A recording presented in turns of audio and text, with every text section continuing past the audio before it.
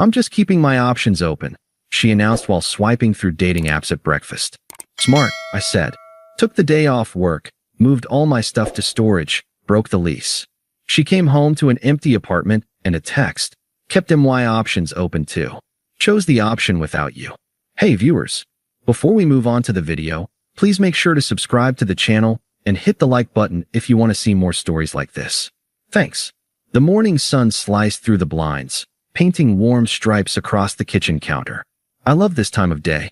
The quiet hum of the city waking up, the rich smell of the coffee I was grinding, the simple ritual of it all. I was scrambling eggs, the sizzle a comfortable sound in our tidy apartment.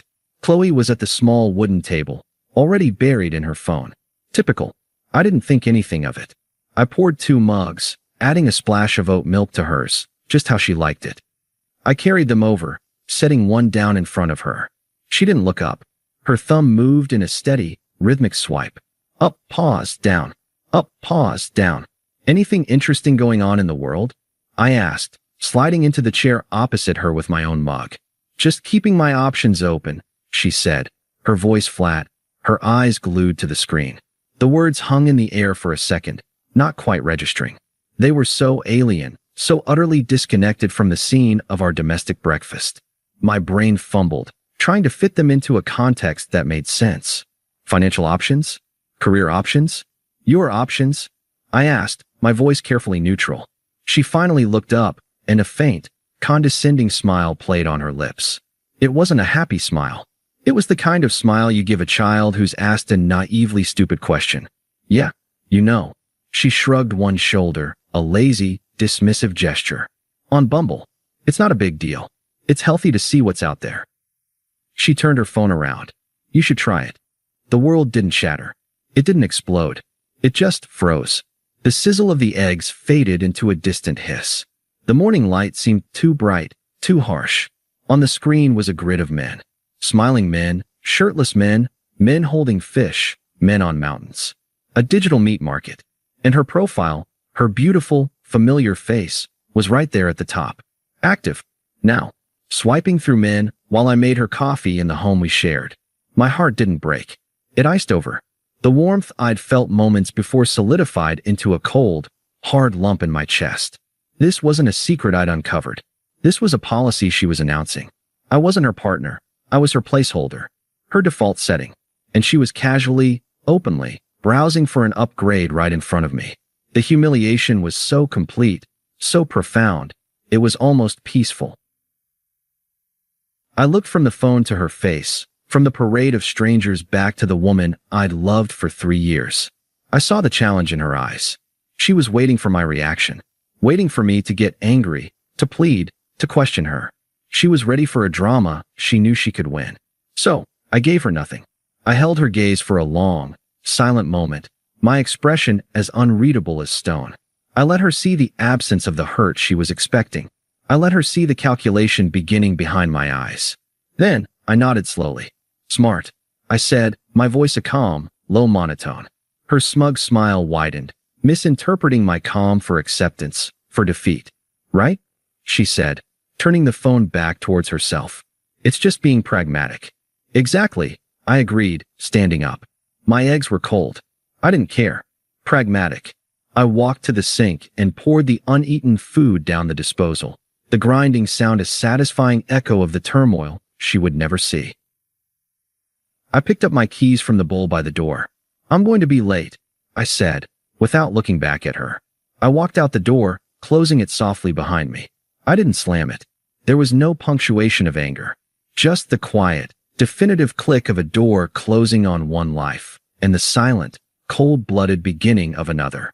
The how and why were irrelevant now. There was only the what next. And I already knew.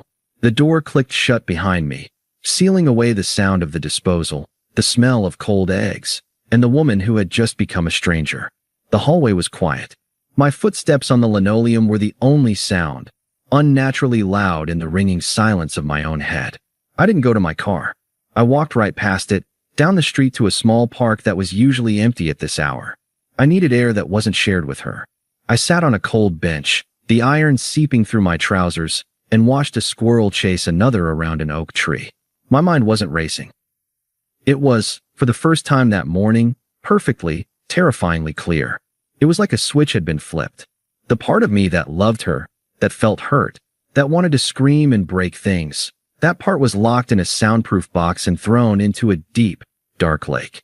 What remained was a cold, pragmatic engine. An operator. The first call was to my boss, David. David. Leo. I said, my voice even in professional. I have a family emergency. I need to take the day, possibly the rest of the week. There was a pause on the other end. I was never the guy who called in sick. Everything okay, Leo? You sound sharp. It's under control. I lied smoothly. I just need to handle some things. I'll be available by email for anything critical. All right. Take the time you need. I hung up. Family emergency. The words tasted like ash. She had been my family. Now, she was the emergency. The next call was to a storage facility I'd passed 100 times. Yeah, I need the largest unit you have available, and I need access to it today. I gave them my credit card information without flinching. The monthly fee was an investment in my freedom. Then, the movers. I Googled same-day movers and called the first one with decent reviews. I explained the situation with a chilling lack of emotion. It's a one-bedroom apartment. I need everything that belongs to me moved to a storage unit today. A 2-hour window. I'll pay the premium. The man on the phone, sounding skeptical, asked, "And your partner?" "They're aware. She will be," I said, the words dripping with a finality that must have convinced him. He gave me a 2 o'clock slot. Finally, the hardest call. The landlord, Mr. Henderson. "Mr. Henderson, it's Leo from 4B. I need to break my lease, effective immediately." He sighed, a weary sound. "Son, you know that's a 2-month penalty fee, and I need 30 days notice. I am aware of the penalty. I will pay it. Consider today my notice. I am moving out today. My girlfriend, Qley, is the co-signer. You will need to speak with her regarding her continued tenure." "Today? What in the world is going on over there?" "The relationship has been terminated," I said, using the cold, corporate phrase because it was the only one that fit. "I am removing my belongings and my liability. The rest is between you and the other tenant." I heard him fumbling with papers. "Well, I'll need that in writing. And the penalty fee. You'll have an email within the hour and the wire transfer by end of day." I hung up. The financial hit was staggering. It would wipe out my savings. I didn't care. Money could be rebuilt. My self-respect was a one-time offer, and I was cashing it in. I sat on that bench until it was time. I didn't think about our first kiss in that apartment, or the Christmas we spent stringing lights across the living room, or the way she'd laugh at my bad jokes. I thought about floor plans. I thought about square footage. I thought about logistics. At 1:45 p.m., a large truck with city movers on the side pulled up outside my building. I met the 2 burly guys at the door. Their names were Ray and Marcus. I gave them a brief, emotionless briefing. "Everything in this apartment is mine, or it's ours. You will take only the items I point to. I'll be directing you. We need to be fast." Ray, the older of the 2, looked at me, then at the door. "You sure about this, man? This looks fresh." "I've never been more sure of anything," I said, and I meant it. I unlocked the door. The apartment was exactly as I'd left it. Her coffee mug, still half full, sat on the table. The sight of it should have hurt. It was just a ceramic object. "Couch. Mine," I said, pointing. "TV. Mine. Bookshelf. I built it. Mine." I was a surgeon, performing a radical dissection. I directed them to my clothes, my books, my record collection, the expensive knife set my grandfather had left me. I took my side of the bed, the good pillows. I left her things in neat, pathetic piles. Her stuffed animal from a carnival, her collection of scented candles, her stack of fashion magazines. I left the framed photos of us on the walls. They were artifacts from a dead civilization. The movers worked quickly, their faces grim. They understood the score. This was a domestic extraction, not a move. They didn't speak unless necessary. In under 90 minutes, the apartment was hollowed out. It was no longer a home. It was a shell containing her things and the ghost of our life together. The space where my couch had been was a pale rectangle on the carpet. The dust bunnies under the bed were now exposed to the light. I did one final walkthrough. The bedroom, the bathroom, the living room. I stopped in the kitchen doorway. My eyes fell on the little chip in the granite countertop, the one from when we dropped a bottle of wine the first night we moved in. We'd laughed about it, called it our battle scar. I looked at it now, and I felt nothing. It was just a flaw in a stone I would never see again. I turned to Ray and Marcus. That's it. Let's go. We drove in silence to the storage facility. I signed the paperwork. They unloaded my entire life into a 10 by 15 concrete cell, and I slammed the rolling door down, turning the lock with a satisfying, metallic clunk. I was homeless, and I had never felt more free. I got into my car, which was now packed with a suitcase of essentials. I pulled out my phone. The screen was blank. No missed calls. No frantic texts. She was still at work, oblivious, probably swiping through her options on her lunch break, confident that her pragmatic little world was waiting for her when she got home. A grim smile touched my lips for the first time that day. I opened a new text message. I typed her number from memory, my thumbs moving with deliberate finality. Kept my options open too. Chose the option without you. I hit send. I watched the message change from delivered to read. I didn't wait for the typing bubbles to appear. I went into my settings, found her number, and pressed block this caller. Then I deleted the entire message thread. I started the car and pulled out into the traffic, heading for a hotel for the night. The sun was beginning to set, painting the sky in shades of orange and purple. I rolled down the window, letting the cool evening air wash over me. It was over, and it was the most pragmatic decision I had ever made. The hotel room was generic, a beige box with a king-sized bed and a view of the highway. It was perfect. It was anonymous. It held no history, no memories, no ghosts. I ordered a steak from room service, ate it at the small desk, and slept for 10 hours straight. The sleep of the dead, or more accurately, the sleep of the freed. The first tremor came at 8:17 the next morning. My phone buzzed on the nightstand. An unknown number. I knew who it was before I even read it. Unknown. Leo, what the fuck? Where's all our stuff? Are you insane? I pictured her, standing in the hollowed-out apartment, her voice echoing off the bare walls. The shock. The disbelief. I felt a flicker of something. Not satisfaction, not yet, but a cold confirmation. The first domino had fallen. I deleted the message and blocked the number. I spent the day at a coffee shop with my laptop, finalizing the wire transfer for the lease penalty and emailing the formal notice to Mr. Henderson. I was tidying up the legal and financial loose ends of my old life with the focus of a project manager closing out a failed contract. The second tremor, stronger this time, hit at 11:04 a.m. A new number. Unknown. The landlord called me. You broke the lease. You can't do this. My name is on it too. You've ruined my credit. Answer me. The panic was setting in. The pragmatic reality of her situation was dawning. Half the rent, a lease she couldn't afford on her own, a financial black mark.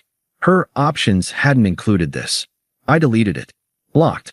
By the evening, the tone shifted. The anger was burning out, replaced by a desperate, wheedling plea. Another number. Unknown. Leo, please. I'm sorry. It was a joke. It didn't mean anything. You've completely overreacted. We need to talk about this like adults. A joke. The word was so pathetic it was almost funny. She had shown me the knife, pressed it against my throat, and now she was claiming she was just kidding about the sharpness. I didn't respond. My silence was my answer.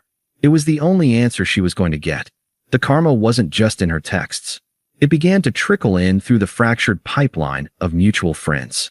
Mike, the one who'd sent me the original screenshot, texted me a few days later. Mike, dude, Qley is telling everyone you had a psychotic break. That you emptied the apartment and ghosted her out of nowhere. She's playing the ultimate victim. I typed back a simple reply. Me. She was on Bumble, swiping through guys, at our breakfast table. Told me she was keeping her options open. I simply agreed with her strategy. I attached the screenshot he'd sent me. The original sin. The response was almost immediate. Mike, oh shit. Yeah, that changes the narrative. Jenna's been feeding us a line about how you were emotionally abusive and she was just looking for friends. This is different. A week later, another message from a new number.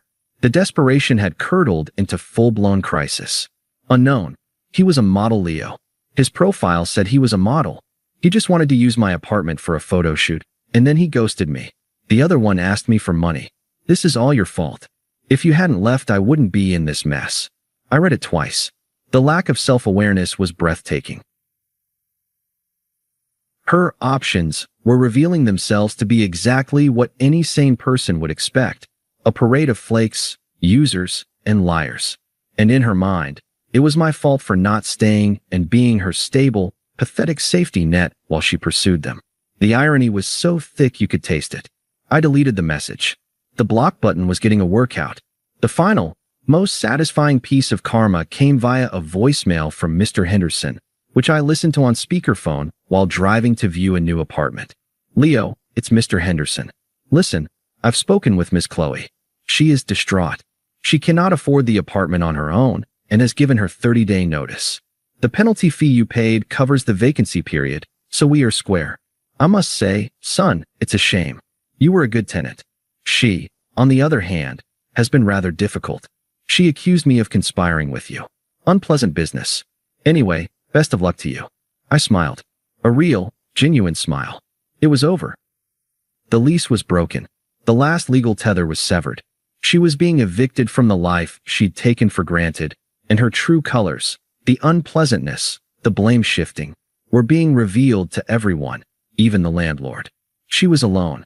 Her options had evaporated. Her home was gone. Her reputation among anyone who mattered was in tatters. She was adrift, and I was the one who had calmly, methodically, sawed through the rope she thought was tying her down, but was actually the only thing keeping her from drowning. I pulled up to the new apartment building. It was taller, newer, with a sleek lobby and a view of the river. It was an upgrade. In every single way. I didn't reply to Mr. Henderson. I just deleted the voicemail. There was nothing left to say. The unraveling was complete. 6 months is a long time when you're building a new life from the ground up. It's enough time to find a new apartment, one with a view of the river that didn't hold a single memory of her. It's enough time to get that promotion to senior project manager, the one she'd mocked as the pinnacle of mediocrity. The silence she'd left behind had become my greatest productivity tool. Most importantly, it was enough time to meet Sophia. We'd met at a tech conference. She was a UX designer, sharp, witty, and possessed a quiet confidence that didn't require the validation of a dating app grid. She was an upgrade, not in the superficial way Qley would understand, but in every way that mattered. She was a partner, not an option. We were at a rooftop bar, a place known for its expensive cocktails and panoramic city views. I was wearing a new suit, bought for the promotion celebration dinner we'd just had. Sophia was in a simple black dress, laughing at something I'd said, her hand resting lightly on my arm. The world felt solid, real, and entirely mine. And then, I saw her. Qley was standing near the entrance with a friend I vaguely recognized. She looked small. Her clothes were trying too hard, a little too trendy, a little too tight. The confident glow she'd always carried was gone, replaced by a weary tension. Her eyes scanned the room and locked onto me. The shock on her face was immediate and total. I watched the calculation happen in real time. She said something to her friend, who glanced over with wide eyes, and then Qley started walking towards our table. Her walk was different too, less of a strut, more of a hesitant shuffle. "Leo." "Wow." I looked up, my expression neutral. "Qley." She gestured vaguely at the bar. "The view. Fancy place." "It is," I agreed. Her eyes darted to Sophia, then back to me, a flash of pure, undiluted jealousy quickly masked. "You look good." "Thank you." An awkward silence descended. Sophia, perceptive as always, gave my arm a gentle squeeze. "I'll go grab us another drink," she said, her voice warm and untroubled. She stood, offering Qley a polite, distant smile before gliding towards the bar. Her calm exit was a masterpiece of quiet power. The moment she was out of earshot, Qley's posture crumpled. "Leo, please. Can we talk? For just a minute? In private." Her voice was a strained whisper. "There's no need for privacy," I said. "What's on your mind?" She glanced nervously towards the bar, where Sophia was calmly ordering. "She seems nice." "She is. She's exceptional." The word was a deliberate dart, and it hit its mark. Qley flinched. "So this is it. You just replace me, and that's that." The bitterness seeped through, ugly and raw. I took a slow sip of my whiskey, letting the question hang in the air between us. I looked at her, truly looked at her, and saw a ghost. A remnant of a life I'd willingly walked away from. "I didn't replace you, Qley," I said, my voice calm and even, devoid of all emotion. I made a different choice. You told me you were keeping your options open. I realized the best option available to me was a life where my partner doesn't need to browse for backups at breakfast. So I took it. I gestured around us, at the gleaming bar, the skyline, the tangible evidence of my new reality. And you were right. It is healthy to see what's out there. I let my gaze drift meaningfully towards Sophia at the bar, then back to her. It just took me a day to find it, and it took everything from you to see it. Her face paled. This was the core of the tragedy she couldn't escape. Her punishment wasn't my anger, it was my success. It was the undeniable, visible proof that the moment I exercised my option to leave, my value skyrocketed, while hers plummeted. You destroyed our lives over one stupid thing, she hissed, her voice cracking, the desperation turning to venom. You ended our relationship with one true statement. I corrected her, my tone as factual as a news report. I just finalized the paperwork. I saw Sophia beginning to make her way back, 2 fresh glasses in her hands. Our time was up. Now, if you'll excuse me, I said, my eyes already leaving Qley's, moving past her as if she were a piece of furniture. My option is waiting. I didn't wait for a reply. I didn't look back. I stood and walked towards Sophia, meeting her halfway. She handed me my drink, her eyes soft with understanding. Everything okay? She asked quietly. Better than okay, I said, and I meant it with every fiber of my being. I took her hand, lacing my fingers through hers. It felt like coming home. As we walked away, I didn't need to see Qley's face to know what was there. The stunned silence, the crushing weight of her own irrelevance. She had come to confront the man she thought she'd broken, only to find he had been reforged into something stronger, something she could no longer even touch. She had wanted options. And in the end, she became the one option I had permanently and peacefully discarded. Thanks for watching. Make sure to subscribe to the channel and hit the like button. What do you think about this story? Share it in the comments.